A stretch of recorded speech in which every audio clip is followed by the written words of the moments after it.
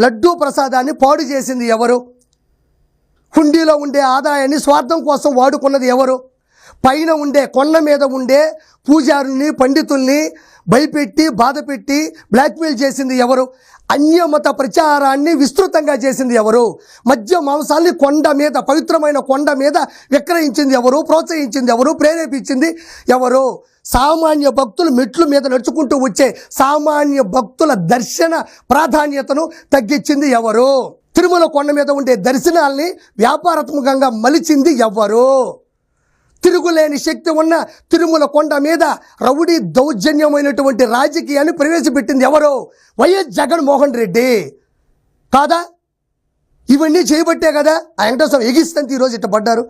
కాబట్టి దయచేసి ఏదైనా మాట్లాడాలన్నా కొంచెం చూసి మాట్లాడండి. అబద్ధపు ప్రచారాలు వద్దు, విష ప్రచారాలు వద్దు, బురద చల్లే ప్రచారాలు వద్దు. జనాలు చూస్తున్నారు.